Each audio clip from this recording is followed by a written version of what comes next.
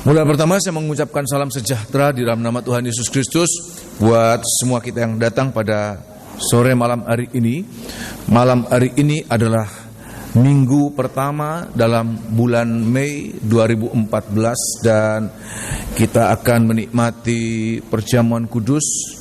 Oleh sebab itu biar kita lebih lagi sungguh-sungguh dalam mengikuti Tuhan.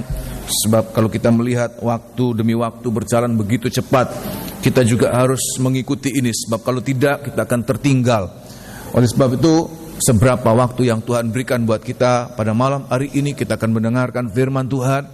Sungguhkan supaya kita dapat menangkap sesuatu yang baik, sehingga dalam perjalanan rohani kita bisa mengalami seperti apa yang Rasul Paulus katakan, ada kemajuan yang nyata ya. Jadi dari tahun ke tahun kita tidak kemudian mandek, apalagi kemudian mundur, tapi kita boleh merasakan ada progres yang nyata dalam kehidupan rohani kita. Dan kalau Tuhan datang, kita tidak tahu kapan Tuhan datang, kita siap, tidak takut, tidak malu, tetapi kita siap menghadapi kedatangan Tuhan yang sangat membahagiakan kita. Semua mengalami demikian, amin. Haleluya. Pada malam hari ini kita akan lanjutkan pemeriksaan kita di dalam kitab Wahyu pasal yang kedua. Kitab Wahyu pasal yang kedua, malam hari ini kita akan masuk pada bagian terakhir dari firman Tuhan untuk jemaat di Tiatira. Kita akan melihat apa yang Tuhan nyatakan buat jemaat ini, jemaat di Tiatira. Saya sejak awal sudah melihat ada begitu banyak yang Tuhan ingin nyatakan buat kita dari bagian ini, sehingga memang untuk bagian ini kita memeriksa cukup lama, berminggu-minggu kita memeriksa bagian ini. Tetapi semoga kita boleh mengalami firman Tuhan yang kita dengarkan itu seperti mengikuti, bahkan mendahului dalam setiap perjalanan rohani kita, bahkan setiap perjalanan hidup kita di hari-hari akhir ini ya. Kita akan baca, kita akan sangat memperhatikan, saya akan tekankan pada ayat yang ke-24 sampai ayat 29. Tetapi karena ini sebagai suatu kaitan utuh, oleh sebab itu kita akan membaca sejak ayat yang ke-18. Di dalam kitab Wahyu pasal yang kedua, Saudara baca, kita akan baca secara keseluruhan mulai ayat 18, tetapi sangat kita akan perhatikan pada ayat 24 mulai, sebab pada bagian ini saya akan tekankan pada malam hari ini ya, yaitu apa? Janji untuk jemaat di Tiatira. Ini ada janji-janji Tuhan. Kita akan baca mulai ayat yang ke-18. Ayat yang ke-18 demikian. Wahyu 2 ayat yang ke-18. Dan tuliskanlah kepada malaikat jemaat di Tiatira, inilah firman Allah, anak Allah, yang matanya bagaikan nyala api dan kakinya bagaikan tembaga. Aku tahu segala pekerjaanmu, baik kasihmu maupun imanmu, baik pelayananmu maupun ketekunanmu. Aku tahu bahwa pekerjaanmu yang terakhir lebih baik daripada yang pertama. Lebih banyak, bukan lebih baik ya, lebih banyak yang daripada lebih yang banyak pertama. Daripada yang pertama. Ya. Tetapi aku mencela engkau, karena engkau membiarkan wanita Isabel yang menyebut dirinya Nabiah mengajar dan menyesatkan hamba-hambaku supaya berbuat zina dan makan persembahan-persembahan berhala. Iya. Dan aku telah memberikan dia waktu untuk bertobat, tetapi ia tidak mau bertobat dari zinahnya. Lihatlah, lihatlah, aku akan melemparkan dia ke atas ranjang orang sakit. Dan mereka yang berbuat zina dengan dia akan kulemparkan ke dalam kesukaran besar, jika mereka tidak bertobat dan berbuat perbuatan perempuan itu. Dan anak-anaknya akan kumatikan, dan semua jemaat akan mengetahui bahwa akulah yang menguji batin dan hati orang, dan bahwa aku akan membalas kepada kamu setiap orang menurut perbuatannya. Ya, ayat 24 perhatikan. Tetapi kepada kamu, yaitu orang-orang lain di Tiatira, yang tidak mengikuti ajaran itu, dan yang tidak menyelidiki apa yang mereka sebut-sebut seluk-beluk iblis, kepada kamu aku berkata, aku tidak mau menanggung beban lain kepadamu, tetapi apa yang ada padamu, peganglah itu sampai aku datang. Dan barang siapa menang dan melakukan pekerjaanku sampai kesudahannya, kepadanya akan kukaruniakan kuasa atas segala bangsa-bangsa, dan ia akan memerintah mereka dengan tongkat besi. Mereka akan diremukkan seperti tembikar tukang periuk, sama seperti yang kuterima dari Bapakku. dan kepadanya akan kukaruniakan bintang timur. Siapa bertelinga hendaklah ia mendengarkan apa yang dikatakan Roh kepada jemaat-jemaat. Terima kasih ya. Jadi apa yang ada dalam jemaat ini, bagaimana Tuhan menampilkan diri sebagai Allah, sebagai anak Allah yang berfirman dengan mata yang seperti nyala api dan kaki seperti tembaga. Dan itu sudah saya sampaikan adalah berbicara tentang imam besar dengan urim dan tumim. Ada terang tetapi juga ada pehukuman. Kenapa? Sebab memang jemaat ini yang pada awalnya jemaat yang hidup di dalam terang Allah, terang yang ajaib. Tetapi karena pengaruh-pengaruh yang tidak baik, kemudian jemaat ini mengalami kegelapan yang sangat gelap. Begitu gelapnya jemaat ini sehingga Tuhan menyoroti dengan terang itu supaya apa? Supaya jemaat ini kemudian timbul kembali. Bahkan jemaat ini ayat mengatakan akan mendapatkan pahala. Kalau mereka bertobat, Tuhan katakan, aku akan memberikan bintang timur. Bintang timur itu terang Tuhan berikan buat jemaat yang hidup dalam kegelapan. Tuhan berikan buat mereka ya. Tetapi kalau tidak, ada pehukuman, pehukuman dan pehukuman. Nah, malam hari ini saya akan menyampaikan janji dari Tuhan kepada jemaat di Tiatira. Bagi siapa yang menerima janji itu? Pada ayat yang ke-26 Tuhan katakan, barang siapa menang ya, barang siapa menang dan yang melakukan pekerjaanku sampai kesudahannya, kepadanya aku akan karuniakan kuasa atas bangsa-bangsa. Jadi kita lihat di sini bahwa siapa yang akan menerima janji, tidak semua memang janji ini diberikan Tuhan tujukan untuk semua, tetapi tidak semua menerima janji itu. Hanya siapa yang menerima janji itu? Ayat mengatakan hanya orang-orang yang menang dan yang setia. Jadi menangnya bukan satu kali saja, tetapi menang dan menang dan menang dan menang sampai pada akhirnya. Orang yang menang dan yang setia sampai pada kesudahannya, mereka akan mendapatkan janji yang besar bagi jemaat di Tiatira ini. Pada malam hari ini saya sampaikan siapa yang menang dan siapa yang setia.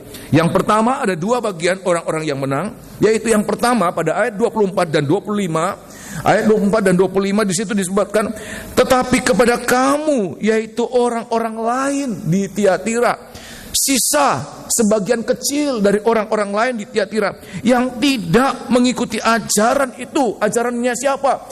Ajaran dari wanita Isabel itu, dan yang tidak menyelidiki apa yang disebut seluk-beluk iblis.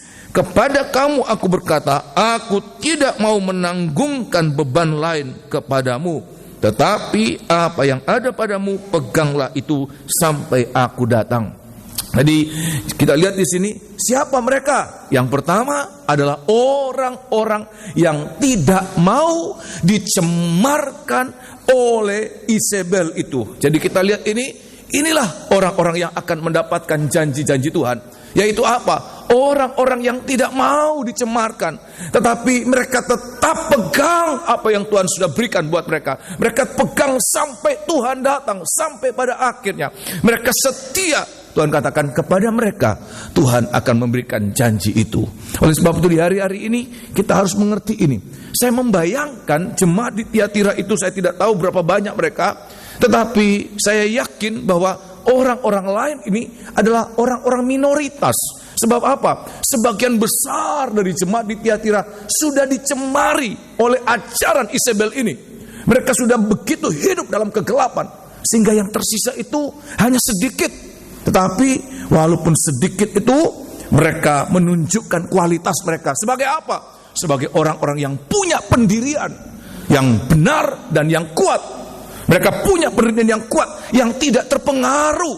Kenapa? Sebab mereka minoritas, mungkin mereka dianggap orang aneh. Sebagian besar mereka kemudian sudah terpengaruh dengan ajaran Isabel. Tetapi mereka yang sedikit itu, mereka tetap bertahan. Mereka tidak mau mengikuti apa yang diajarkan dalam jemaat ini. Padahal kalau kita baca pada ayat sebelumnya, yang mengalami dicemarkan siapa? Bukan orang-orang biasa, hamba-hamba Tuhan.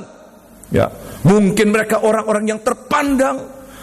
Mungkin mereka adalah pemimpin-pemimpin dalam kelompok-kelompok pelayanan. Oleh sebab itu menjadi pelajaran buat kita. Kita harus punya pendirian. Apa yang sudah kita dengarkan dalam firman Allah, kita pegang itu. Jangan gampang terpengaruh. Siapapun juga yang melakukan kesalahan, jangan kemudian jadi alasan. Loh dia kok boleh? Loh dia melakukan itu, saya juga boleh. Menjadi alasan pembenaran untuk melakukan sesuatu yang tidak benar dan tidak kudus. Jangan. Siapapun juga, baik orang tua maupun kaum muda. Ada banyak kali, seringkali kaum muda sedang dalam mencari jati diri, gampang sekali terpengaruh dengan orang-orang, apalagi kalau itu terpandang, dianggapnya idola, dianggapnya sesuatu yang menjadi panutan mereka, begitu gampang mencontoh. Tapi saya mau mengatakan kepada kaum muda, ya, kalau kita sudah pernah mendengarkan sesuatu yang benar, jangan gampang terpengaruh. Siapapun yang melakukan, kita harus punya pendirian sendiri. Sebab Rasul Paulus katakan dalam Galati pasal yang pertama, suratan Galati pasal yang pertama, coba kita lihat dalam Galati pasal pertama, Rasul Paulus katakan, kalaupun kami ataupun malaikat yang melakukan kesalahan dengan memberitakan Injil yang lain, terkutuklah dia. Rasul Paulus begitu berani mengatakan itu supaya apa? Jemaat di Galatia jangan gampang kemudian melihat, loh dia kok bisa? Loh dia kok bisa? Kan dia hamba Tuhan. Apalagi kalau gembala, loh gembala kok bisa? Ya, apalagi kalau dia penatua atau pemimpin kelompok pelayanan, loh kok bisa? Jadi alasan untuk melakukan kesalahan yang sama. Jangan. Rasul Yohanes mendengarkan firman Tuhan. Ada sebagian kecil jemaat di Tiatira tidak mau, walaupun mata mereka melihat, walaupun telinga mereka mendengarkan sesuatu yang tidak benar dilakukan oleh orang-orang yang seharusnya mencontohkan sesuatu yang benar. Mereka tidak terpengaruh. Hamba-hamba Tuhan melakukan sesuatu yang tidak benar, mereka tidak pernah terpengaruh. Mereka tetap menjaga kesucian hidup. Tolong baca ayat yang Galati pasal yang pertama, suratan Galati pasal yang pertama, ayat yang ke-8, ayat yang ke-8, Rasul Paulus katakan, kalaupun kami pernah menyampaikan firman yang benar, tapi kami sendiri kemudian memutarbalikkan firman Allah, Rasul katakan, terkutuklah dia. Jangan menjadi panutan, jangan diikuti. Ya, ayat yang ke-8, perhatikan. Galatia 1 ayat yang ke-8. Tetapi sekalipun kami atau seorang malaikat dari surga, malaikat dari surga sekalipun, coba bayangkan ini, malaikat pun, tapi kalau dia melakukan yang tidak benar, dia jadi setan. Jangan diikuti. Apa karena dia malaikat? Kan dia malaikat. Ya, malaikat bisa melakukan. Apa kita mau ikut-ikut? Sebab ayat mengatakan nanti sepertiga bintang-bintang akan gugur. Apa mau ikut-ikut dengan kejatuhan demikian? Jangan. Rasul katakan, kami atau seorang dari malaikat pun, ya, teruskan, yang beritakan kepada kamu suatu Injil yang berbeda dengan Injil yang telah kami beritakan kepadamu, terkutuklah dia. Terkutuklah dia, teruskan. Seperti yang telah kami katakan dahulu, sekarang kukatakan sekali lagi, jikalau ada orang yang beritakan kepadamu suatu Injil yang berbeda dengan apa yang telah kamu terima, yang tidak benar, melakukan yang tidak senonoh, ayat mengatakan, apa itu? Terkutuklah dia. Bukan untuk diikuti. Jadi perhatikan, siapa yang benar. Terima kasih. Siapa yang benar? Siapa yang menang? Siapa yang setia? Nomor satu, orang-orang yang punya pendirian. Mereka orang minoritas di tengah-tengah jemaat di Tiatira. Tetapi walaupun mereka minoritas, mungkin disisihkan, mungkin dikucilkan. Kenapa? Sebab sebagian besar sudah begitu. Tapi mereka tetap menjaga. Mereka tidak mau mencemarkan diri. Dan ayat mengatakan, mereka akan mendapatkan pahala. Mereka akan mendapatkan janji. Mereka berhak mendapatkan janji. Kenapa? Sebab mereka pegang apa yang ada. Apa itu iman mereka, pengharapan, kasih, pelayanan mereka, pertumbuhan mereka. Mereka pegang itu sampai Tuhan datang. Kepada mereka, mereka berhak mendapatkan janji dari Tuhan itu. Amin. Yang kedua siapa? Ya, kita lihat yang kedua siapa? Ayat yang ke-21 sampai ayat yang ke-23 kita sudah baca pada hari-hari yang lalu. Siapa? Yaitu orang-orang yang pernah dicemarkan, ya, orang-orang yang pernah dicemarkan sekalipun, bahkan sekalipun Isabel sekalipun, Tuhan memberikan dia kesempatan untuk bertobat. Adalah orang-orang yang pernah mengalami, pernah melakukan hal-hal yang tidak benar dan tidak kudus itu, tetapi mau bertobat. Ini kemenangan kita. Tetapi mau bertobat, perhatikan, kepada mereka juga Tuhan akan memberikan janji itu.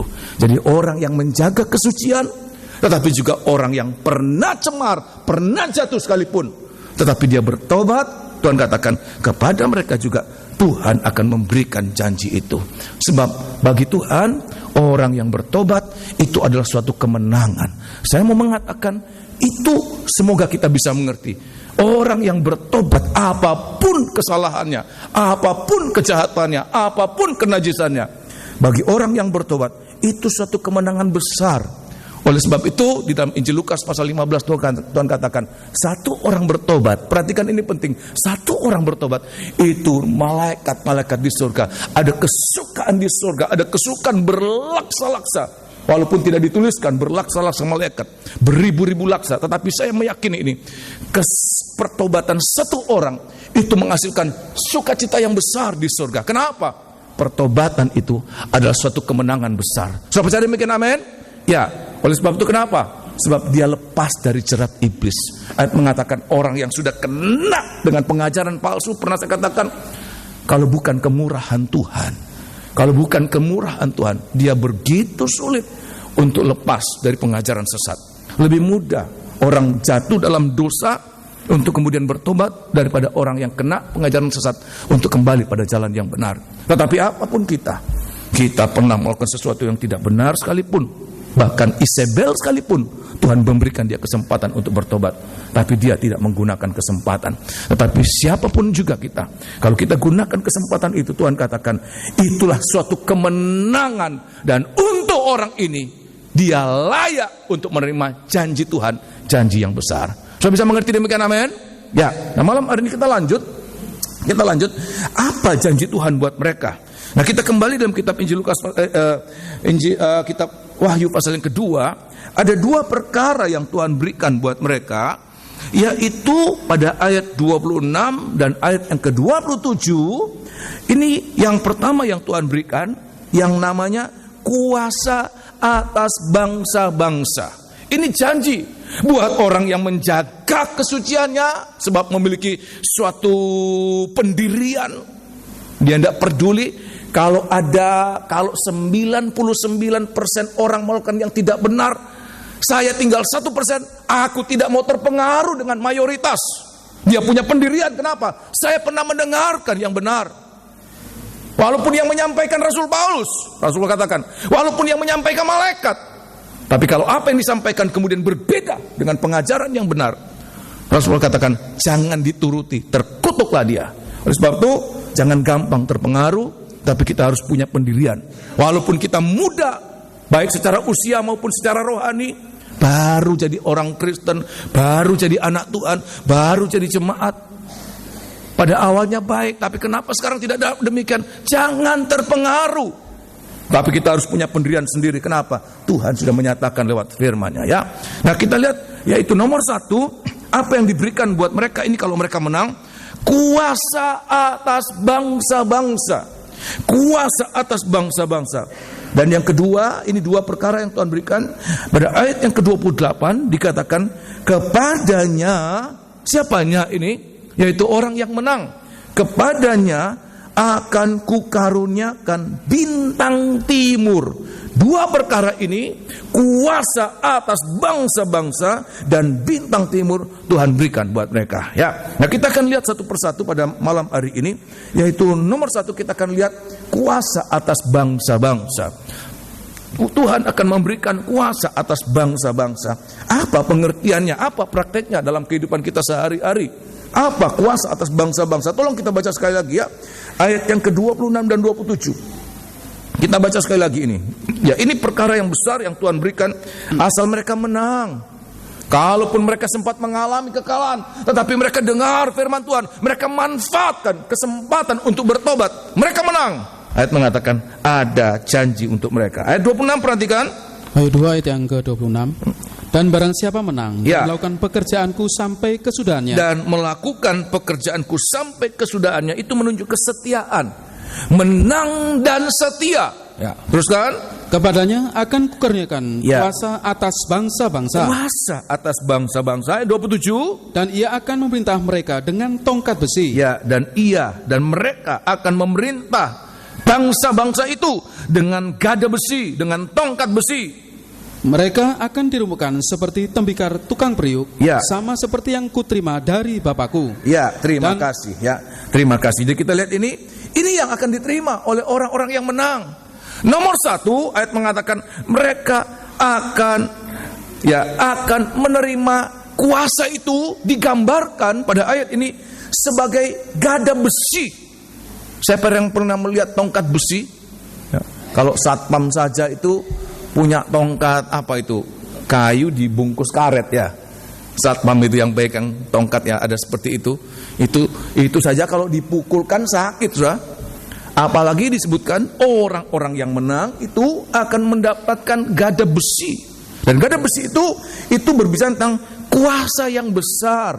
Itu kekuasaan yang besar. Di dalam kitab Wahyu pasal 12, tolong baca, Wahyu pasal 12 dan Wahyu pasal 19 juga disebutkan. 3 kali dalam kitab Wahyu disebutkan gada besi atau tongkat besi. Itu satu kuasa yang besar Tuhan berikan buat orang-orang yang menang. Tolong baca ayat Wahyu pasal 12 ayat yang kelima. Perhatikan. Wahyu 12 ayat yang kelima. Maka ia melahirkan seorang anak laki-laki yang akan mengembalakan semua bangsa dengan gada besi. Dengan gada besi. Wahyu pasal 19, Wahyu pasal 19 saya hanya ingin memperlihatkan saja. Wahyu pasal 19 ayat yang ke-15. Wahyu pasal 19 ayat yang ke-15. Wahyu 19 ayat yang ke-15. Dan dari mulutnya keluarlah sebilah pedang tajam yang akan memukul segala bangsa. Dan ia akan menggembalakan mereka dengan gada besi. Akan menggembalakan mereka dengan gada besi. Dan ia akan memeras anggur dalam kilangan anggur. Yaitu geram murka Allah yang maha kuasa. Terima kasih. Itu kuasa. Dan kitab Wahyu pasal yang kedua tadi kita dengarkan, kuasa yang besar itu sebenarnya kuasa yang diberikan oleh Bapa kepada anaknya. Saya ulangi sekali lagi, kuasa yang besar ini digambarkan sebagai gada besi. Itu sebenarnya kuasa yang diberikan oleh Bapa, Allah Bapa kepada anaknya, Tuhan Yesus. Dan ayat mengatakan kuasa itu akan diberikan buat setiap orang yang juga mengalami kemenangan. Menang atas pengaruh-pengaruh yang tidak baik. Mereka lepas dari jerat dosa, lepas dari jerat setan yang membawa mereka kepada kebinasaan. Tapi lewat pertobatan, kesempatan untuk bertobat dan manfaatkan itu. Mereka mengatakan mereka lepas dari semua jerat iblis itu.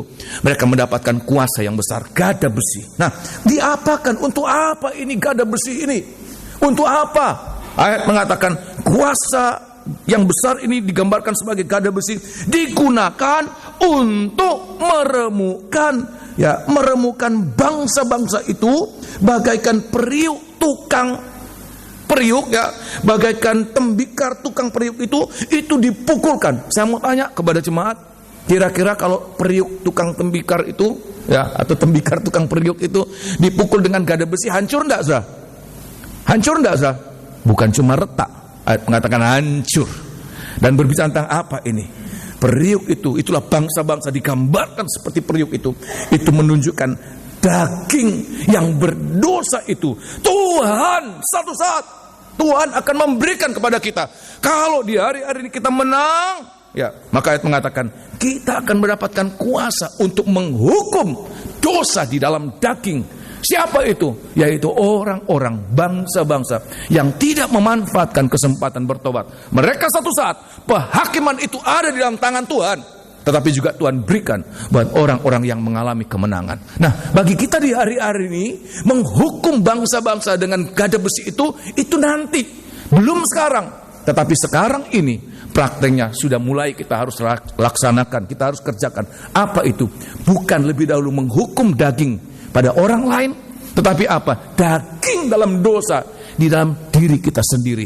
Ini yang harus kita gunakan. Tongkat ini sebelum digunakan untuk orang lain, lebih dahulu kita gunakan untuk apa? Hari-hari ini menghukum dosa di dalam setiap daging kita. Ini yang namanya koreksi diri. Kenapa?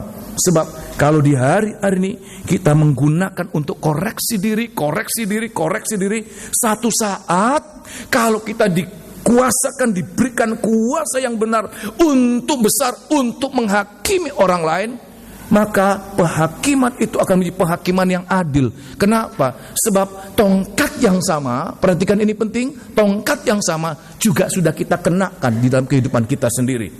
Oleh sebab itu di hari-hari ini yang harus kita alami.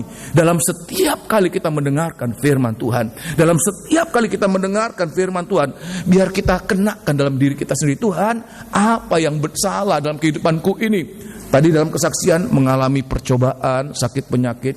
Saya juga, doa saya kalau anak saya sakit, saya juga mengatakan demikian, Tuhan ampuni kami suami istri. Kalau ada kesalahan, jangan sampai kesalahan kami berdua ini ditimpakan buat anak-anak kami. Kami koreksi diri ya. Ada banyak kesalahan. Dan kalau waktu kami koreksi diri, ternyata ada banyak kesalahan-kesalahan itu. Sehingga apa? Nanti kalau kita latihan hari-hari gada besi untuk mengoreksi diri kita sendiri, pada saat kuasa yang besar itu Tuhan berikan buat kita, penghakiman yang akan kita kerjakan itu penghakiman yang adil, tidak berat sebelah. Tetapi sebaliknya, perhatikan, kalau kuasa yang besar itu diberikan buat orang-orang yang tidak mau koreksi diri, maka sudah bisa bayangkan kuasa yang besar itu akan membuat orang itu menjadi tiran. Dia akan berbuat semena-mena dengan tangan besi, akan menerapkan peraturan-peraturan yang menjadi double standard, keras buat orang lain tetapi sangat lembut untuk dirinya sendiri. Kenapa? Dia tidak mengenakan dalam dirinya sendiri. Oleh sebab itu di hari-hari ini biar kita kenakan ini, Tuhan, apa yang tidak benar dalam hidupku Tuhan. Sebab apa? Kalau kita kenakan untuk kita setiap waktu, nanti ayat mengatakan kita juga akan mengalami sama seperti dia. Kita mendapatkan kuasa itu, kita akan memerintah bersama dengan dia. Seperti demikian, amin? Ya, tolong baca kitab 2 Timotius pasal yang kedua. Tuhan memerintah, Tuhan menggembalakan, Tuhan akan menghakimi semua bangsa itu. Dan anak-anak Tuhan yang hari-hari ini kita menghakimi diri kita sendiri. Kita banyak koreksi. Kami yang menyampaikan firman Allah sebelum jemaat mendengarkan, kami lebih dulu harus mengalami itu. Sebab kalau tidak, kami ini menjadi double standard. Keras untuk jemaat tetapi sangat lunak untuk diri sendiri. Ya, gada itu menjadi besi untuk jemaat, tapi menjadi gada bagaikan cuma seperti mie saja ya. Mie yang besar ya, dipukulkan tidak rasa. Kenapa? Keras untuk sana, lunak untuk diri sendiri. Oleh sebab itu di hari-hari ini ya, kami menganut double standard kalau demikian. Tapi keras untuk orang lain, keras juga untuk diri sendiri ya. Di dalam kitab 2 Timotius, sebab kalau kita melakukan itu, tolong baca 2 Timotius pasal yang kedua, suratan 2 Timotius pasal yang kedua. Orang Israel Tuhan katakan, kamu yang mengajarkan jangan berzina, kamu sendiri berzina. Kamu yang mengajarkan jangan mencuri, kamu sendiri mencuri. Kenapa? Hanya untuk orang lain, diri sendiri tidak. Tolong baca ya, 2 Timotius pasal yang kedua, 2 Timotius pasal yang kedua, ayat yang ke-11 dan ayat yang ke-12. Ayat yang ke-11 dan ayat 12, perhatikan. 2 Timotius 2 ayat yang ke-9. Karena pemberitaan Injil inilah aku menderita, malah dibelenggu seperti seorang 2 Timotius 2 ayat yang ke-11. 2 Timotius 2 ayat yang ke-11. Perhatikan. 2 Timotius 2 ayat yang ke-11. Ya. Benarlah perkataan ini? Ya. Jika kita mati dengan dia. Ya, ini waktu kita mengalami koreksi, kita kenakan untuk kita diri kita sendiri. Itu seperti kita mengalami kematian bersama dengan Tuhan. Kalau kita mati bersama dengan dia, kita pun akan hidup dengan dia. Maka kita akan dibangkitkan. Allah itu Allah yang baik. Dia tidak membiarkan kita mati terus. Jika kita bertekun, ya, kita pun akan ikut memerintah dengan dia. Gada besi itu kuasa untuk memerintah, kuasa untuk menghakimi, kuasa untuk menghukum. Ya. Terus kan? Jika kita menyangkal dia, ya, dia pun akan menyangkal kita. Tetapi jika kita tidak setia, ya, dia tetap setia, ya, karena dia tidak dapat menyangkal dirinya. Oh, luar biasa. Oleh sebab itu di hari-hari ini, inilah yang harus kita alami. Oh Tuhan, kalau kita mendengarkan firman Allah, ada satu saat orang Israel, ya pagi-pagi benar, tahu-tahu Tuhan Yesus sedang mengajar jemaat. Orang Israel itu kemudian membawa perempuan yang ketangkap basah berbuat zina ya. Dan dia katakan, Tuhan, hukum Musa menganjurkan kami, mengharuskan kami untuk merajam orang ini. Tetapi Tuhan katakan apa? Kalau ada di antara kamu yang tidak berbuat dosa, biar orang itu yang lebih dahulu melempar orang ini. Saya membayangkan perkataan Tuhan itu walaupun lembut, tapi itu sangat sangat kuat. Dan orang-orang Israel yang terkenal tegar tengkuk, keras sekali. Ayat mengatakan seperti perkataan itu bagaikan gada besi menghantam mereka. Satu pun di antara mereka yang kemudian tidak berani melempar satu demi satu. Kenapa? Seperti mereka kena gada besi dari Tuhan, ya. Tuhan katakan, siapa di antara kamu yang tidak berbuat dosa? Mereka yang lebih dahulu, dia yang lebih dulu melempar batu. Mulai dari yang tertua sampai yang termuda mereka tinggalkan. Sehingga kalau kita melihat ini, saya membayangkan Tuhan, kalau orang Israel yang keras, perkataan Tuhan itu sudah menjadi sesuatu yang menusuk hati mereka. Apalagi kita tidak lebih keras dari mereka. Seharusnya perkataan firman Allah itu boleh menjadi koreksi buat kita. Sebab apa?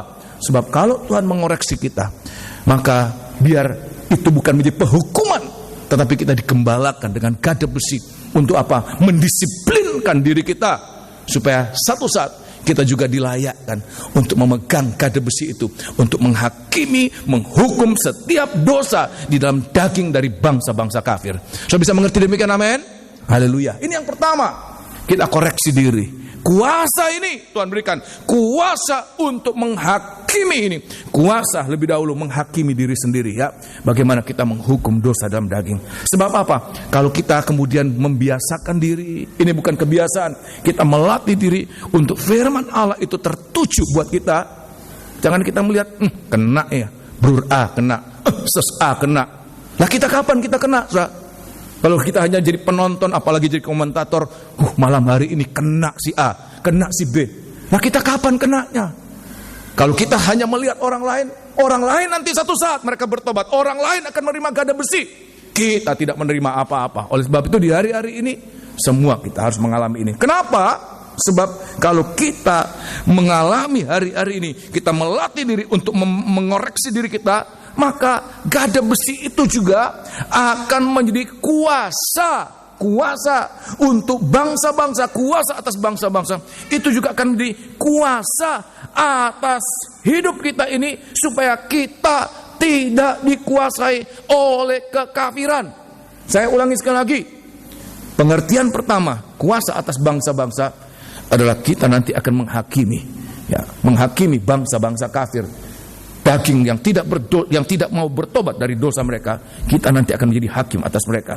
Tetapi praktek kita sekarang apa? Koreksi diri. Sehingga kalau di hari-hari ini gada itu kita kenakan untuk kita juga akan mendapatkan kuasa atas bangsa-bangsa. Dalam hal ini apa? Kuasa untuk tidak dikuasai oleh kekafiran. Kenapa? Sebab kata Yunani yang digunakan dalam perkataan bangsa-bangsa adalah etnos. Dan etnos itu berbicara tentang kekafiran. Ya, kekafiran. Ada karakter-karakter kekafiran. Ayat mengatakan, walaupun kita ini bangsa kafir, walaupun kita di tengah-tengah bangsa kafir, perhatikan, tetapi kalau kita melatih diri untuk menghakimi, menghukum dosa di dalam daging, kita tetap tidak dikuasai oleh kekafiran. Contohnya siapa? Orang-orang yang tersisa di tengah-tengah jemaat di Tiatira. Jemaat di Tiatira ini bangsa yang sangat majemuk, jemaat yang sangat majemuk, multikultural, multi etnis. Semua bangsa mungkin ada di tempat ini, ya. Semua suku mungkin ada di tempat ini dengan ciri-ciri kekafiran. Tetapi sedikit orang yang ada di tengah-tengah mereka, ayat mengatakan mereka tidak mencemarkan diri. Walaupun mereka bangsa kafir, hidup di tengah-tengah bangsa kafir, mereka tidak hidup secara kafir. Kenapa bisa mengalami demikian? Kalau tidak mendapatkan kuasa. Hanya orang yang menerima kuasa, hanya orang itu yang bisa mengalami demikian. Ada satu saat Nabi Yesaya kemudian melihat suatu penglihatan yang besar, dan dia mengatakan, oh Tuhan, celaka aku. Kenapa? Aku ini najis, aku najis bibir, tinggal di tengah-tengah bangsa yang najis bibir. Sehingga Nabi Yesaya, seorang nabi yang seharusnya bisa ada kuasa untuk tidak dicemari oleh keadaan sekelilingnya, tetapi nggak ada bedanya. Orang Israel, bangsa yang najis bibir, nabinya, ya, yang seharusnya bibirnya digunakan untuk menyatakan firman Allah, Tapi apa yang terjadi? Nabi Yesaya juga bibirnya najis bibir. Sehingga tidak ada perbedaan dengan orang-orang yang ada di sekitarnya. Tetapi bagi kita di hari-hari ini, kalau kita melatih diri untuk koreksi diri, maka hasil dari koreksi diri itu akan menghasilkan kuasa juga. Kuasa yang besar. Yaitu apa? Kita bangsa kafir, walaupun hidup di tengah-tengah bangsa kafir, tetapi kita tidak dicemarkan oleh noda-noda kekafiran. Apa noda kekafiran yang sangat menonjol? Ada 2 noda kekafiran yang sangat menonjol, dan itu ada dalam jemaat di Tiatira. Apa itu? Yaitu nomor 1, pemberhalaan. Nomor 2, percabulan. 2 perkara ini satu paket, saling kait-mengkait. Di mana ada pemberhalaan, di situ ada percabulan. Dan justru itu terjadi di tengah-tengah umat Tuhan. Umat Tuhan, orang Israel, setiap kali ada percabulan, di situ ada pemberhalaan. Di mana ada pemberhalaan, di situ ada percabulan. Oleh sebab itu di hari-hari ini, semoga kita mohon, Tuhan, berikan aku kemampuan, ada kuasa untuk tidak dicemari oleh noda-noda kekafiran. Sebab apa? Kalau kita tidak punya kuasa dan kita diberkati, umat Tuhan ini diberkati, secara jasmani diberkati. Apa yang terjadi? Berkat bisa jadi apa? Berhala. Diri sendiri yang dipakai oleh Tuhan bisa jadi berhala. Buktinya apa? Orang Israel, Tuhan memberikan mereka kekayaan, emas, perak, batu permata, yang seharusnya untuk membangun tabernakel, sudah digunakan untuk membangun lembu emas berhala. Sehingga apa yang terjadi? Di mana ada pemberhalaan, di situ ada percabulan. Kalau kita lihat hari-hari ini, kalau ada anak-anak Tuhan yang tidak punya kuasa, dia seperti orang yang tidak punya, maafkan ya, tidak punya pendirian, seperti bunglon. Di mana dia berada, dia melepur seperti orang yang ada di sekitarnya. Tidak punya kuasa untuk tidak dicemarkan. Padahal kita harus mengakui bahwa kita hidup di tengah-tengah generasi yang cemar, generasi yang jahat. Oleh sebab itu di hari-hari ini, kuasa ini harus ada. Kita menghadap nanti kedatangan Tuhan sebagai mempelai wanita Tuhan, harus tanpa cemar, tanpa cacat, tanpa celah, tetapi sempurna di hadapan Tuhan. Kalau kita tidak punya kuasa ini, begitu mudah dicemarkan. Ada satu ayat di dalam kitab 1 Petrus, kalau tidak salah, tolong baca, saya bacakan. 1 Petrus, tolong baca ya. 1 Petrus pasal yang ke-1, 1 Petrus pasal yang pertama. Walaupun kita masih hidup di dunia ini, bagaikan kita hidup di tengah-tengah lumpur. Saya selalu teringat membaca ayat ini, Bapak Pendeta Pong selalu menggambarkan seperti bunga lili, saudara. Sudah tahu bunga lili? Hidupnya dia tumbuh, kami punya tanah, kami punya rumah di Manado. Kalau kemudian banjir, kalau kemudian ombak, itu kemudian tanah itu kemudian terendam dengan lumpur-lumpur. Ya, segala sampah-sampah itu, dan ada bunga lili di sana. Walaupun timbul dari tengah-tengah lumpur, bunga lili itu akan tetap memperlihatkan bunganya warna yang putih, bersih, seperti tidak tercemar. Dia muncul dari lumpur, tetapi dia tetap putih bersih. Kenapa? Seperti dia punya kuasa untuk tidak dicemarkan. Kenapa? Bagi kita di hari ini, karena kita melatih diri untuk menghakimi diri kita sendiri. Ya, tolong 1 Petrus pasal yang ke-1, 1 Petrus pasal yang pertama. Suratan 1 Petrus pasal yang pertama, ya. 1 Petrus pasal yang pertama, ayat yang ke-3. 1 Petrus pasal yang pertama. Walaupun kita masih hidup di dunia ini, dunia fasik, gereja Tuhan muncul dari tengah-tengah masyarakat fasik. Tapi apa gereja Tuhan harus sama fasik dengan orang-orang yang ada di sekitar kita? Tidak seharusnya demikian. Tolong baca ya. Ayat yang ketiga, tolong baca. 1 Petrus 1 ayat yang ketiga. Ya. Terpujilah Allah dan Bapa Tuhan kita Yesus Kristus, yang karena rahmat-Nya yang besar telah melahirkan kita kembali oleh kebaikan Yesus Kristus. Perhatikan, dari antara orang mati. Ya. Kepada suatu hidup yang penuh pengharapan. Teruskan ayat 4. Untuk menerima suatu bagian yang tidak dapat binasa. Bagian yang tidak dapat binasa. Yang tidak dapat cemar. Tidak dapat cemar. Walaupun tinggal berada di tengah-tengah bangsa yang cemar, masyarakat yang cemar, komunitas yang cemar, tetapi anak-anak Tuhan punya kuasa untuk tidak dicemarkan. Teruskan. Dan yang tidak dapat layu. Ya. Yang tersimpan di surga bagi kamu. Terima kasih. kita yang bekerja di kantor, ya, di kantor-kantor, pergaulan orang-orang dunia di kantor harus berbeda dengan pergaulan anak-anak Tuhan yang di kantor. Ya, kalau di kantor bisa mereka ya sambil bisa saling panggil papi mami walaupun bukan suami istri. Kira-kira demikian orang-orang kantor? Bisa. Tapi anak-anak Tuhan apa mau begitu? Kita tidak punya kuasa untuk hidup suci di tengah-tengah generasi yang tidak kudus. Oleh sebab itu di hari-hari ini Tuhan katakan kita harus punya kuasa atas bangsa-bangsa. Noda-noda kekafiran jangan melekat di dalam kehidupan kita. Kenapa? Sebab kalau kita bertahan dengan kuasa ini, saya akan perlihatkan dalam kitab Wahyu pasal yang ke-7 ada bangsa-bangsa kafir. Saudara lihat di sini bangsa-bangsa kafir itu kita di antaranya, kita salah satu, semoga kita berada di tengah-tengahnya mereka itu.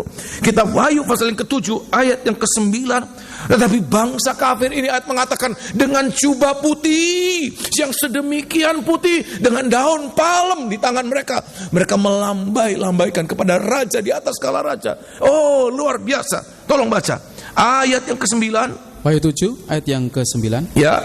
Kemudian daripada itu aku melihat sesungguhnya suatu kumpulan besar orang banyak yang tidak dapat terhitung banyaknya, ya, dari segala bangsa dan suku dan kaum dan bahasa. Ini orang-orang kafir.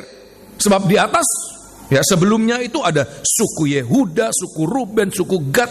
Itu tidak ada satu bangsa kafir yang ada di sana. Itu khusus untuk orang-orang Israel. Tetapi ayat yang ke-9 dan seterusnya itu kita di sana bangsa-bangsa kafir, nggak disebutkan bangsa apa. Kenapa? Sudah terlalu banyak bangsa apa saja, bahasa apa saja. Ya, ayat mengatakan ya suku apa saja, asal dia mau mengalami kuasa pendamaian oleh darah Tuhan, asal dia mau mengalami penyucian oleh darah Tuhan, oleh firman Tuhan. Ayat mengatakan mereka satu saat dilayakkan berdiri di hadapan tahta Allah. Terus kan? Berdiri di hadapan tahta, ya, dan di hadapan anak domba. Perhatikan, memakai jubah putih. Memakai jubah putih. Orang kafir, tapi tidak hidup dengan cara apa? Kafir. Walaupun berada di tengah-tengah bangsa kafir, mereka tetap punya ciri khas sendiri, kesucian. Mereka hidup, mereka memakai jubah putih dan memegang daun-daun palem di tangan mereka. Ya. Oh, haleluya. Terima kasih. Luar biasa. Oleh sebab itu di hari-hari ini tidak percuma, tidak sia-sia. Kita, Tuhan berikan ada kuasa itu. Sehingga saya akan perlihatkan pengertian yang ketiga, kuasa atas bangsa-bangsa. Kita nanti kalau kita mengalami ini, kita menjadi orang yang tidak gampang terpengaruh dengan orang-orang yang ada di sekitar kita, dengan noda-noda kekafiran. Kita sebagai orang yang layak hidup, layak berdiri di hadapan tahta Allah, tidak usah malu, tidak usah takut. Kenapa? Ya, Nabi Yesaya dia takut. Tidak disebutkan dia malu, yang pasti dia takut. Kenapa? Ada kenajisan. Mulut bibirnya najis, dia katakan. Tapi kalau hari-hari ini kita memanfaatkan umur hidup, kesempatan mendengarkan firman Allah, pengalaman-pengalaman seperti kita dibasuh dalam darah anak domba. Ayat mengatakan satu saat dari tengah-tengah bangsa kafir akan muncul suatu generasi, suatu angkatan yang kudus, yang dilayakkan berdiri di hadapan tahta Allah. Tidak usah malu, tidak usah takut. Sehingga pengertian yang ketiga ini, apa ini? Kuasa atas bangsa-bangsa. Kuasa atas bangsa-bangsa, yaitu kita akan dipakai oleh Tuhan. Perhatikan, kita akan dipakai oleh Tuhan untuk apa? Mendapatkan kuasa memenangkan bangsa-bangsa kafir untuk Tuhan. Kita akan menerima kuasa untuk memenangkan bangsa-bangsa kafir bagi Yesus, ya. Dalam 1 Korintus, maafkan, Kisah Rasul pasal yang pertama ayat yang ke-8, sebab itu yang merupakan rencana Tuhan. Orang-orang kafir, hidup di tengah-tengah bangsa kafir, tetapi tidak hidup dengan cara kafir. Tidak ada noda kekafiran. Segelintir orang di Tiatira, walaupun mereka berada dalam mestinya mereka berada dalam masyarakat kudus. Jemaat Tuhan itu adalah komunitas kudus. Tapi yang terjadi tidak demikian, sebaliknya. Sudah begitu kotor, sudah begitu rusak. Tetapi mereka tetap menyatakan kemurnian mereka. Mereka tidak mau dicemarkan, ya. Sebab mereka punya kuasa atas segala noda kekafiran untuk tidak dicemarkan dengan noda-noda kekafiran. Kisah Rasul pasal yang pertama, permulaan gereja Tuhan dimulai dengan Tuhan memberikan kuasa. Oh, haleluya. Kuasa atas bangsa-bangsa. Kisah Rasul pasal yang pertama, ayat yang ke-8, perhatikan. Kisah Rasul 1 ayat yang ke-8. Kisah Rasul pasal pertama ayat yang ke-8. Tetapi kamu akan menerima kuasa. Kalau kuasa Roh Kudus turun ke Kalau atas Roh kamu, Kudus turun atas kamu, dan kamu akan menjadi saksiku di Yerusalem, dan di seluruh Yudea, di Yerusalem, di seluruh Yudea, dan Samaria, dan sampai ke ujung bumi. Bahkan sampai ke ujung bumi. Ujung bumi itu menunjukkan orang-orang kafir, bukan lagi orang Israel. Bukan lagi orang Israel. Kalau masih Yerusalem, kalau masih Yudea, itu orang-orang kafir. Tapi kalau kemudian sampai Samaria, itu mulai daerah peralihan, daerah campuran. Tapi kalau ujung bumi, itu sudah menunjuk orang-orang kafir, orang-orang yang tidak mengenal Tuhan, orang-orang yang tidak percaya Tuhan. Mereka nanti akan mendapatkan kunjungan Tuhan lewat pribadi-pribadi hari-hari ini, yang hari-hari ini mengalami ditempa oleh firman yang kuat. Gada besi itu firman yang kuat untuk menguduskan mereka, supaya mereka boleh memancarkan sinar terang di tengah-tengah orang yang hidup di dalam kegelapan. Satu ayat lagi di dalam kitab Injil Matius pasal 28, ini amanat agung, kuasa atas bangsa-bangsa. Kita menyampaikan firman Allah, kita menyaksikan, dan hari-hari ini sarana fasilitas itu begitu memungkinkan, sangat-sangat amat memungkinkan, tanpa harus kita kemudian secara badani, secara fisik kita mengunjungi bangsa-bangsa kafir. Kita di tempat ini, tetapi kita bisa bersaksi sampai ke tengah-tengah, sampai di ujung bumi, sampai ke orang-orang yang tidak mengenal Tuhan sekalipun. Ini bisa mencapai di sana. Teknologi internet, ya, teknologi yang begitu maju hari-hari ini memungkinkan, sangat memungkinkan untuk itu. Oleh sebab itu manfaatkan itu, ya. Dalam kitab Injil Matius pasal yang ke-28, kitab Injil Matius pasal 28, Tuhan katakan Tuhan akan memakai hari-hari ini orang-orang ini, orang-orang yang menang akan diberi kuasa. Oh, haleluya. Saya membaca ini, saya bergetar. Saya merasakan Tuhan luar biasa, ini janjimu ini sangat luar biasa ini. Siapa saya, siapa kami, ya, untuk menerima janji ini. Luar biasa pemakaian Tuhan untuk sampai ke mancanegara. Ya, istilah kerennya go internasional. Kira-kira demikian. Oh, luar biasa, ya. Semua mengalami demikian, amin. Kuasa atas bangsa-bangsa. Tolong baca, ya. Kitab Matius pasal 28, Injil Matius pasal 28, tanpa kita harus kemudian mencapai sana. Kita di sini, tapi message kita bisa mencapai mereka, kesaksian kita bisa mencapai mereka. Oh, luar biasa itu. Tolong baca, ya. Teknologi itu memungkinkan sekarang ini, sangat memungkinkan. Injil Matius pasal 28 ayat yang ke-18, perhatikan. Matius 28 ayat yang ke-18. Ya. Yesus mendekati mereka dan berkata, perhatikan, kepadaku telah diberikan segala kuasa di surga dan di bumi. Ini bagaikan tongkat besi. Kuasa yang diberikan kepadaku itu juga diberikan kepadamu. Kitab Wahyu pasal 2 ayat yang ke-20 berapa tadi? 27 kalau salah, ya. Kuasa itu akan diberikan kepada orang-orang di Tiatira, ya. Kuasa, ya, ayat mengatakan kepadaku diberikan kuasa di langit, di sorga, di bumi. Karena itu ayat 19. Karena itu pergilah, ya, jadikanlah semua bangsa muridku. Semua bangsa. Ini bangsa-bangsa yang tidak mengenal Tuhan, bangsa-bangsa kafir. Ayat mengatakan semua bangsa itu dijadikan murid Tuhan. Teruskan. Dan baptislah mereka dalam nama Bapa, ya, dan Anak dan Roh Kudus. Ya, teruskan. Dan ajarlah mereka melakukan segala sesuatu yang telah kuperintahkan kepadamu. Ya. Dan ketahuilah, aku menyertai kamu senantiasa sampai kepada akhir zaman. Terima kasih. Oleh sebab itu, hari-hari ini, kalau saya membaca ayat ini, saya bergetar. Semoga getaran yang sama dirasakan oleh jemaat Tuhan. Supaya apa? kita juga hari-hari ini boleh mengalami di hari ini. Dikerjakan. Tuhan mau memakai kita. Dalam satu ayat tolong baca. Yesaya pasal 49 maafkan. Yesaya pasal 49 ayat ini juga Tuhan beritakan buat Yesaya. Tuhan mau memakai Yesaya. Bukan hanya untuk orang Israel, tapi sampai mencapai bangsa-bangsa kafir. Tolong baca ya. Yesaya pasal 49. Kitab Yesaya pasal 49 ayat yang ke-6. Yesaya 49 ayat yang ke-6. Yesaya 49 ayat yang ke-6. Ya. Terlalu sedikit bagimu hanya untuk menjadi hambaku. Ya.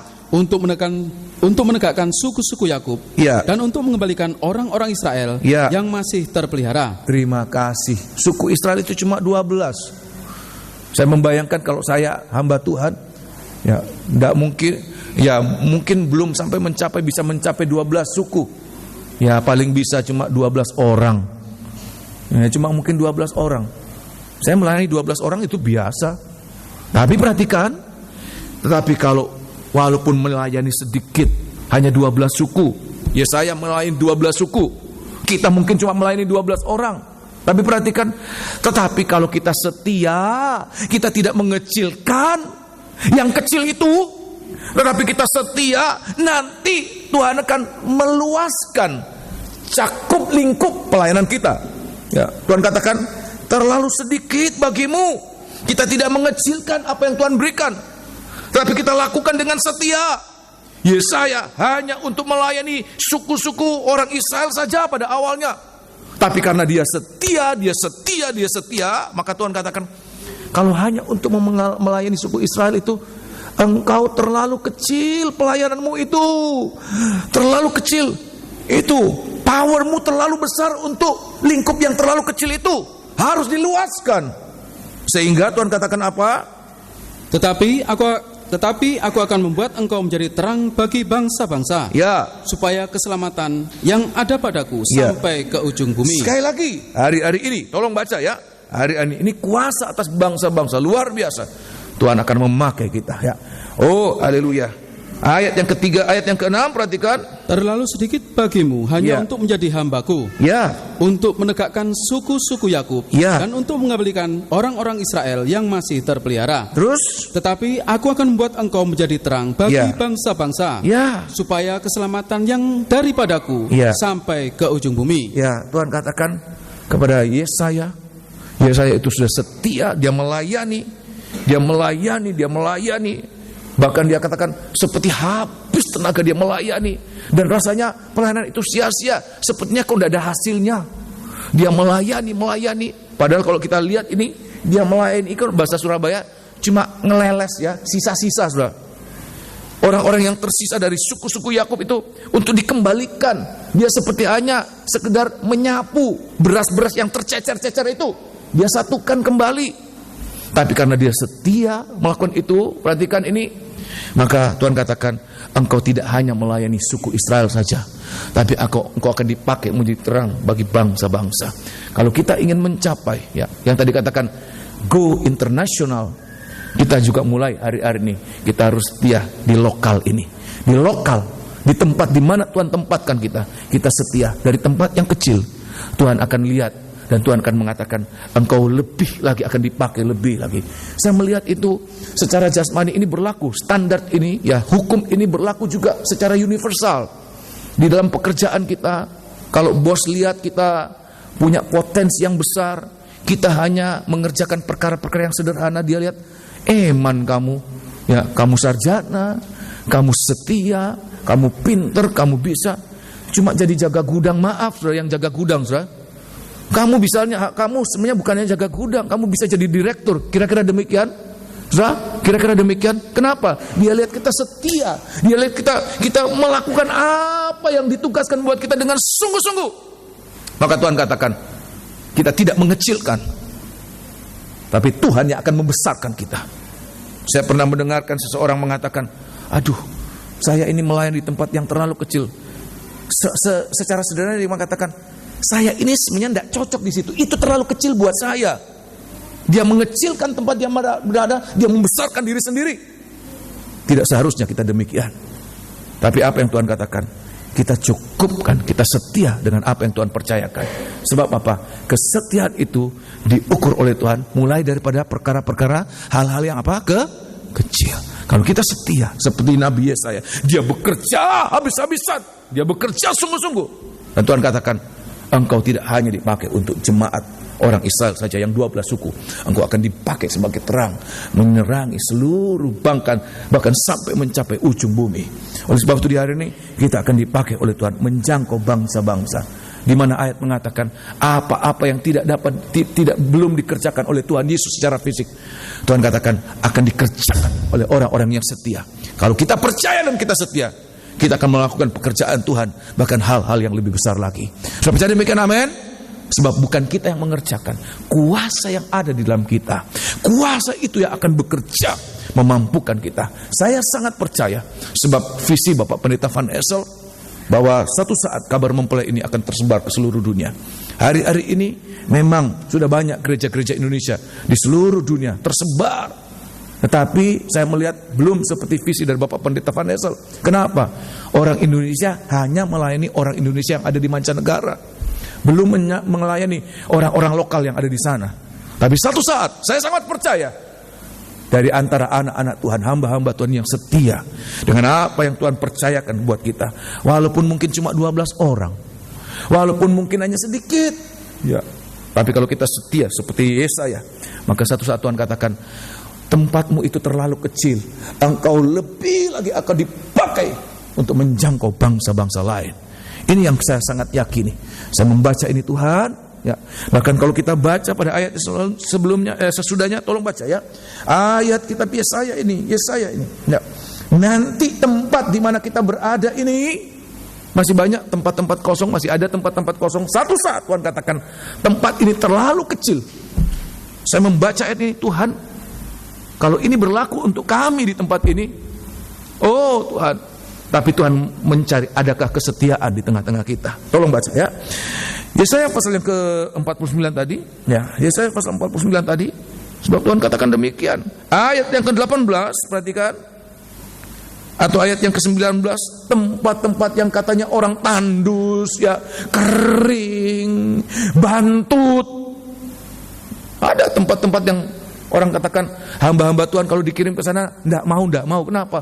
Aduh, enggak berkembang di sana. Ya, bertahun-tahun ya gitu-gitu aja nanti. Enggak berkembang. Tapi Tuhan katakan apa? Asal kita setia. Ayat yang ke-19, perhatikan. Yesaya 9 ayat yang ke-19. Ya. Sebab tempat-tempatmu yang tandus dan sunyi sepi. Ya. Dan negerimu yang dirombak. Ya. Sungguh, sekarang terlalu sempit ya. Untuk sekian banyak pendudukmu. Terlalu sempit. Yang kita rasa gede. Waktu gereja ini dibangun, ya, sebenarnya tidak sebesar ini, saudara. Sebenarnya hanya 2/3 ini. Tapi waktu 2/3 saya lihat, lah kalau 2/3 tengahnya pasti di muka sini. Lah masa saya berkhotbah di mukanya tiang situ ya? Ya tidak enak, tidak enak kelihatannya ya. Masa ada tiang? Jadi diperluas. Waktu diperluas saya pikir, Tuhan, ini jadi besar sekali gereja kita ini. Lah mau isi apa ini? Jemaat cuma sedikit, gerejanya besar. Mau isi apa Tuhan? Nanti omplong-omplong Tuhan. Tapi Tuhan katakan ini, tolong baca ya. Yang tadinya ya tadinya sepi, tadinya kering, kerontang, ya bantut, nggak berkembang. Tapi kalau kita setia, ya sebelum go internasional, go lokal dulu ya. Di local church ini kita setia. Tolong baca ya. Ayat yang ke berapa tadi? 19. Sebab tempat-tempatmu yang tandus dan sunyi sepi, ya, dan negerimu yang dirombak, ya, sungguh sekarang terlalu sempit untuk sekian banyak penduduk. Terlalu sempit, kenapa? Dan orang-orang yang mau menelan engkau, ya, akan menjauh. Ayat yang ke-20, perhatikan ini.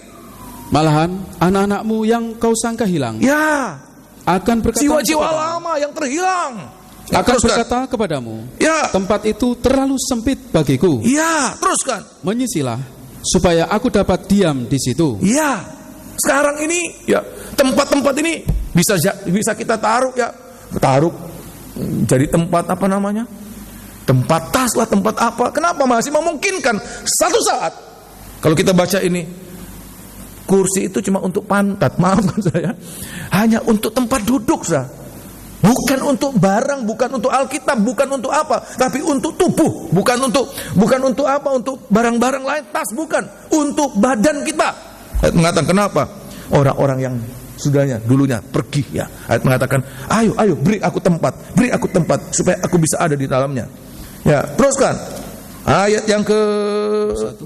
Ayat yang ke-21. Ya. Maka engkau akan berkata dalam hatimu, ya, siapakah yang telah melahirkan sekaliannya ini bagiku? Siapa yang melahirkan mereka? Siapa Tuhan?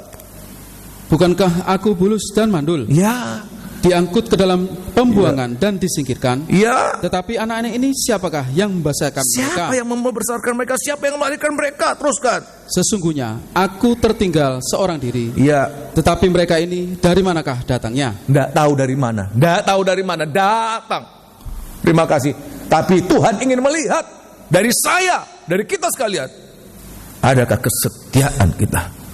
Jangan putus asa. Walaupun kadang-kadang saya merasakan juga demikian. Tuhan, ya tidak tambah-tambah, bukan malah bertambah, malah berkurang. Bukan malah berkembang, malah sepertinya Tuhan kok hilang. Mana mereka? Nanti ayat mengatakan yang kita sangka hilang, mereka datang kembali. Ya, sampai dari mana mereka ini? Siapa yang melahirkan? Siapa yang membesarkan mereka? Kenapa? Kalau Tuhan lihat, perhatikan ini ada catatannya. Kalau Tuhan lihat, kita tidak mengecilkan apa yang Tuhan berikan, walaupun itu kecil. Tapi kita tidak mengecilkan. Kita tidak membesarkan diri kita seolah-olah, oh tempat ini terlalu kecil buat saya. Saya ini harusnya pendeta yang harusnya di mana. Kok ditempatkan di sini? Tidak. Tetapi kita syukuri.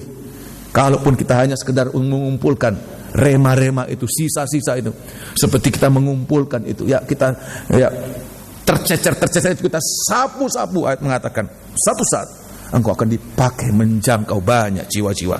Semua kita akan dipakai oleh Tuhan. Dan saya sangat yakin itu. Tuhan tidak pernah berdusta.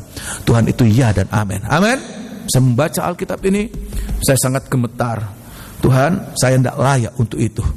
Tapi kalau kita lihat, Tuhan kemudian lihat ada kesetiaan, maka Tuhan akan berikan buat kita. Yang pertama, perhatikan, apa saudara? Kuasa atas bangsa.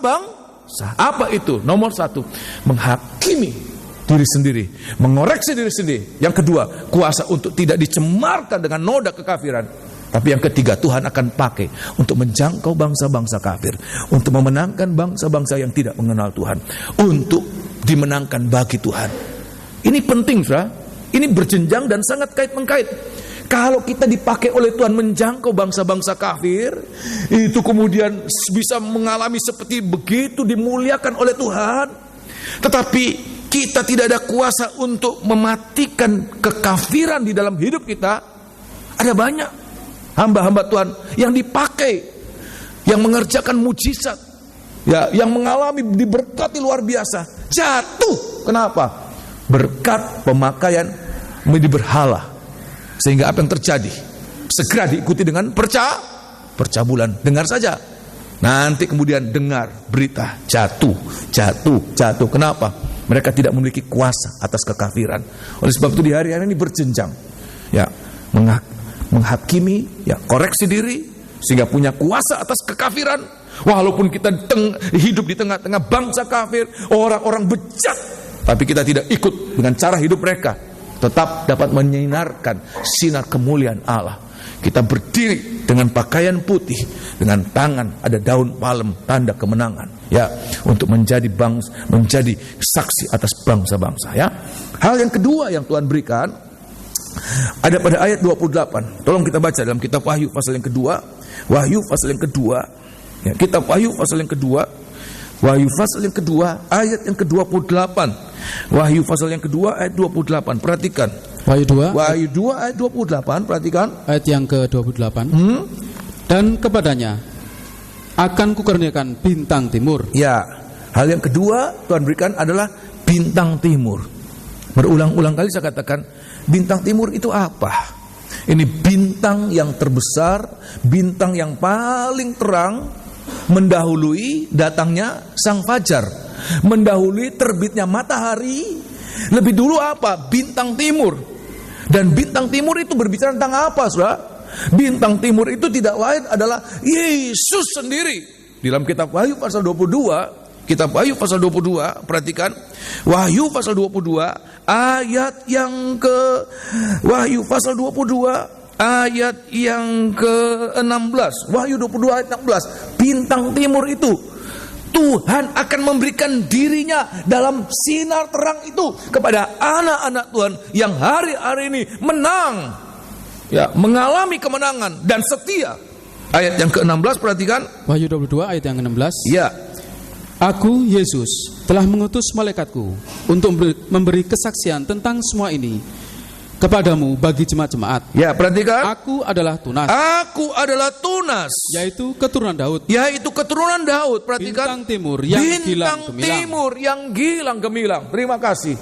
Bintang timur yang gilang gemilang itu tidak lain adalah dirinya sendiri, Yesus dalam sinar terang. Berarti dalam perjanjian lama, saudara, perjanjian lama, taruh tanda di ayat ini. Saudara lihat di sini, taruh tanda pada Wahyu pasal 22. Dalam perjanjian lama, di dalam kitab Yesaya pasal 14, kitab Yesaya pasal 14, kitab Yesaya pasal 14 ayat yang ke Yesaya pasal 14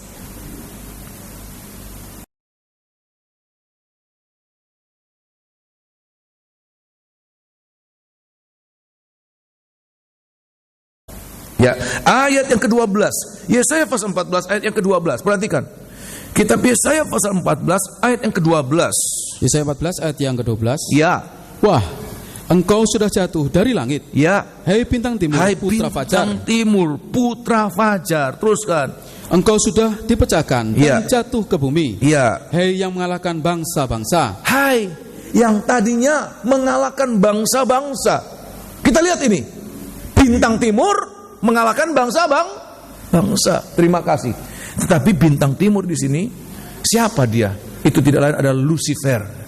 Lucifer ini bintang timur yang mengalahkan bangsa-bangsa. Itu Lucifer.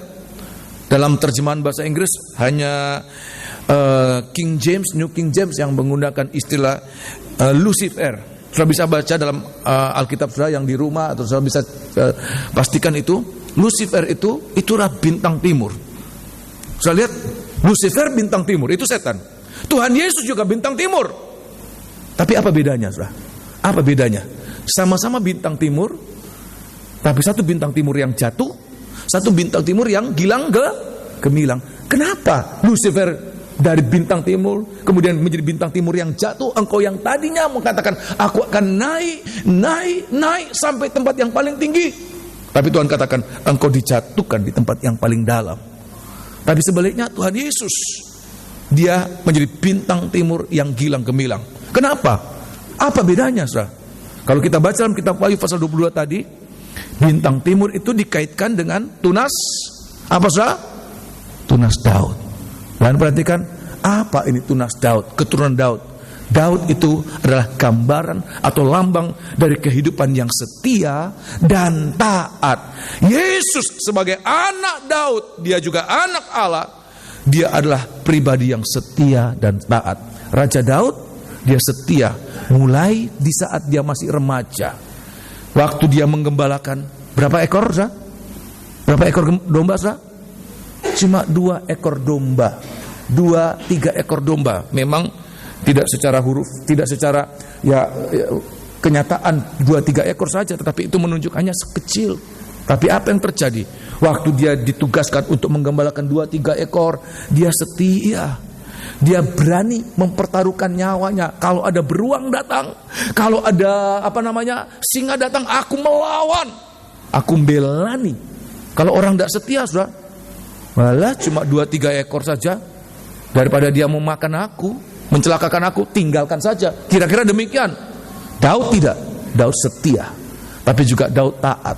Waktu ayahnya katakan, sini, aku suruh kamu kepada abangmu yang sedang di medan peperangan. Ya Bapa. Dia pergi untuk membawa perbekalan. Karena ketaatannya itu di situ, di tempat dia kemudian seperti bersinar. Seandainya dia tidak pergi ke medan perang, dia tidak akan bertemu dengan Goliat. Dia akan tetap bersama dengan 2-3 ekor domba-domba itu. Tetapi karena dia setia dengan hanya 2-3 ekor domba-domba itu, yang hanya sedikit, Ya, sedikit istilahnya ya itu ya. Maka Tuhan bawa dia, bukan lagi menggembalakan kambing domba itu, tetapi dia menjadi raja yang menggembalakan umat Tuhan. Itulah domba-domba Tuhan, domba-domba Allah. Dia menjadi gembala. Kenapa? Dia setia. Dia setia dan dia taat. Dua perbedaan yang sangat nyata. Perhatikan, bintang timur yang namanya Lucifer tidak ada kesetiaan. Pada awalnya Lucifer itu dikaruniakan dengan begitu banyak karunia dari Allah. Kepandaian, kebisaan. Kalau sudah bisa baca dalam kitab Yeskiel pasal 28, bagaimana Lucifer itu seluruh tubuhnya itu berbunyi, ada bunyi-bunyi yang merdu. Kalau dia berjalan bunyinya apa? Enak didengar. Kalau dia berbicara bunyinya enak didengar. Apapun yang dia kerjakan itu mengeluarkan bunyi yang enak. Untuk apa? Mengagumkan Tuhan. Tapi perhatikan, dia tidak setia dengan tempat yang Tuhan berikan. Dia pikir, masa aku dari tahun ke tahun apa mau begini terus? Hanya untuk menjadi orang yang memimpin orang-orang untuk menyembah Allah. Aku mau juga disembah. Aku juga mau disembah. Dia mengangkat diri lebih daripada apa yang Tuhan tetapkan. Dia tidak setia, dia juga tidak taat. Dia dijatuhkan bintang timur, tapi bintang timur yang dijatuhkan ke bawah. Tapi Tuhan Yesus ayat mengatakan, walaupun dia anak, dia rendahkan diri, dia taat, bahkan taat sampai mati. Dia lepaskan segala-galanya. Untuk apa? Mengambil rupa seorang manusia, seorang hamba, bahkan seorang manusia yang mati di atas kayu salib. Tapi ayat mengatakan, oleh sebab itu Bapa mengangkat dia dari tempat yang paling rendah, dia diangkat di tempat yang paling tinggi. Dia tidak pernah jatuh. Dia menjadi bintang timur yang gilang gemilang. Daud setia mulai dari masa mudanya, mulai dari yang kecil. Waktu dia kemudian berjalan waktu, dia tetap setia, dia tetap taat. Bahkan dia mengatakan, aku akan tinggal di dalam rumah Tuhan sampai seumur hidupku. Dia setia sampai pada masa tuanya, bahkan sampai pada matinya. Daud dinyatakan sebagai orang yang setia dan yang taat. Sehingga Yesus mengatakan, aku tunas, aku keturunan Daud, aku juga bintang timur yang gilang gemilang. Oleh sebab itu, biar dua contoh ini, dua bintang timur, satu bintang timur yang jatuh, satu bintang timur yang tetap menyala sampai selama-lamanya. Biar kita mencontoh ini. Tuhan katakan, itu akan kuberikan buat setiap orang-orang yang menang. Semua menerima bintang timur ini, amin. Bagaimana kita menerima ini? Tolong baca di dalam kitab 1 Petrus, 2 Petrus pasal pertama ayat 19, suratan 2 Petrus pasal pertama ayat 19. Pada saat kita mendengarkan firman Allah, 2 Petrus pasal yang pertama ayat 19, kitab 2 Petrus pasal pertama, ya, 2 Petrus pasal pertama, Tuhan melihat kesetiaan kita. Tuhan melihat kesetiaan kita bukan pada saat kita kemudian melayani, bukan. Tuhan melihat kesetiaan kita bukan pada saat kita kemudian dipakai berkobar-kobar di tengah-tengah kerumunan orang begitu banyak. Bukan di situ. Tetapi mulai saat kita mendengarkan firman Allah. Tolong baca ya. 2 Petrus pasal yang pertama, 2 Petrus pasal pertama, adakah kesetiaan dan ketaatan kita sebagai tunas Daud untuk menjadi bintang timur yang gilang gemilang. Oh, haleluya. Tuhan berikan buat setiap kita ini ya. Ayat yang ke-19 perhatikan. 2 Petrus 1 ayat yang ke-19. Ya. Dengan demikian kami makin diteguhkan oleh firman yang telah disampaikan oleh para nabi. Perhatikan, ini firman nubuatan. Firman yang disampaikan oleh para nabi. Ini firman nubuatan. Apa itu? Alangkah baiknya kalau kamu memperhatikannya sama seperti memperhatikan pelita yang percaya di tempat yang gelap. Perhatikan, sampai fajar menyingsing. Sampai fajar menyingsing. Fajar menyingsing itu sampai kedatangan Tuhan. Kesetiaan yang Tuhan katakan, sampai aku datang, sampai kesudahannya, sampai fajar menyingsing. Tuhan katakan, perhatikan pelita itu, walaupun hanya pelita, kita mendengarkan tidak sempurna. Saya menyampaikan juga tidak sempurna. Saya menyampaikan sudah tidak sempurna. Saya mendengarkan juga tidak sempurna. Seandainya Tuhan berikan mungkin 100%, dengan segala keterbatasan saya hanya menyampaikan, katakan 80%. Tidak sempurna, saudara. Saya menangkapnya juga tidak 80%. Karena tidak sempurna, tinggal 60%. Tapi perhatikan, dari yang 60%, tapi kita setia. Ayat mengatakan nanti itu akan menjadi sesuatu yang sangat besar. Ayat mengatakan pelita itu akan menjadi bintang timur di dalam hati kita ini. Tolong baca ya. Ayat yang ke-19 tadi. Dan dengan demikian kami makin diteguhkan oleh firman yang telah disampaikan oleh para nabi. Ya. Alangkah baiknya kalau kamu memperhatikannya sama seperti memperhatikan pelita yang bercahaya di tempat yang gelap sampai fajar menyingsing. Ya. Dan bintang timur terbit bersinar di dalam hatimu. Oh, haleluya. Kalau kita setia mulai saat kita mendengarkan firman Allah, ayat mengatakan bintang timur itu akan bertahta dalam hati kita. Terima kasih. Dia akan bertahta, dia akan menjadi raja dalam kehidupan kita. Kita akan menyatu dengan bintang timur itu. Kita di dalam dia, dia di dalam kita. Rasul Paulus mengatakan, kalau dia di pihak kita, siapa yang akan melawan kita? Apa yang tidak mampu kita kerjakan? Dia Allah yang dapat mengerjakan segala perkara. Maka orang-orang yang bersama dengan Tuhan, menyatu dengan Tuhan, dia dapat juga mengerjakan segala perkara. Seperti demikian, amin. Dia tidak pernah akan jatuh, tapi dia akan dipakai oleh Tuhan untuk berjaya sampai kekal, dari kekal sampai kekal, sampai kita masuk kerajaan surga yang kekal. Malam hari ini kita akan menerima tubuh dan darah Tuhan. Pegang itu, pegang janji Tuhan, janji Tuhan buat kita. So yang akan hanya bekerja hanya dalam skala lokal, maafkan skala kampung, ya, bikin kerupuk puli, kerupuk lokal, bikin makanan jajanan lokal. Perhatikan, kalau kita setia, tidak tertutup kemungkinan kita akan dipakai oleh Tuhan. Produkmu itu akan mencapai mancanegara. Amin. Ya, secara jasmani, secara rohani. Kalau kita setia dalam pelayanan kita, tidak tertutup kemungkinan kita akan menjadi orang-orang yang dipakai oleh Tuhan, menyinarkan banyak bangsa-bangsa lain yang sekarang hidup dalam kegelapan. Dua perkara Tuhan berikan, kuasa untuk menghakimi, tapi juga kuasa untuk menjadi sinar terang.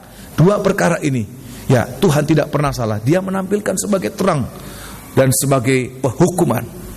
Dan anak-anak Tuhan yang bertobat, yang mendengarkan, yang menang, ayat mengatakan juga akan menjadi terang, juga akan menjadi hakim yang akan menghakimi bangsa-bangsa yang tidak mau bertobat.